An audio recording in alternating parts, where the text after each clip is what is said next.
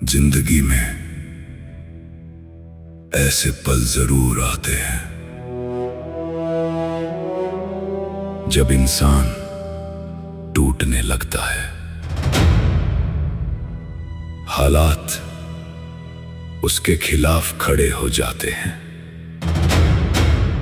दुनिया उस पर हंसने लगती है। कुछ लोग संघर्ष करके आगे निकल जाते हैं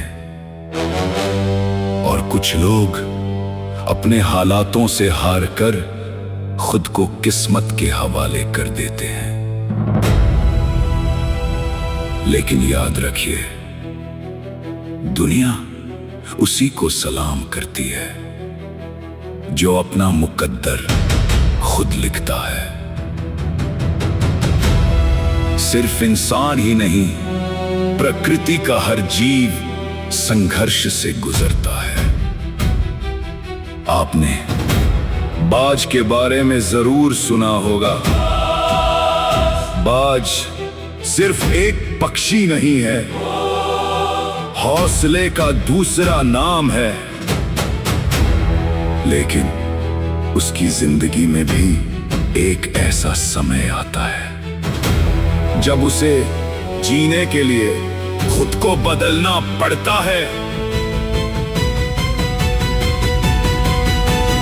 बाज की उम्र लगभग 70 वर्ष होती है, लेकिन उस ऊंचाई तक पहुंचने के लिए उसे एक भयानक संघर्ष से गुजरना पड़ता है। 40 वर्ष के बाद उसके पंजे कमजोर हो जाते हैं,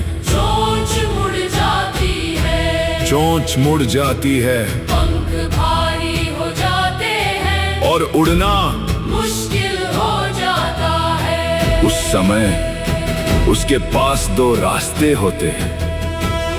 या तो धीरे धीरे हार मान ले या खुद को बदल डाले, और बाज दूसरा रास्ता चुनता है। वो उड़कर एक ऊंची चट्टान पर जाता है, दुनिया से दूर, अकेले। फिर शुरू होती है उसकी तपस्या। वो अपनी चोंच पत्थरों पर मार मार कर तोड़ देता है, अपने पंजे तोड़ देता है, अपने भारी पंख नोच कर फेंक देता है। सोचिए कितनी पीड़ा होती होगी, लेकिन बाज रुकता नहीं, क्योंकि उसे पता है ये घर उसे नया जीवन देगा।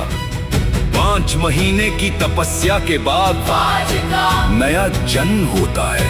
फिर वही बाज दोबारा आसमान पर राज करता है। और ठीक ऐसा ही होता है एक सफल इंसान के साथ। जब इंसान खुद को बदलना शुरू करता है तो दुनिया उसकी आलोचना करती है, उसे गलत कहती है, उस पर हंसती है, लेकिन वो इंसान रुकता नहीं, क्योंकि उसे पता होता है कि महान बनने के लिए महान तपस्या करनी पड़ती है।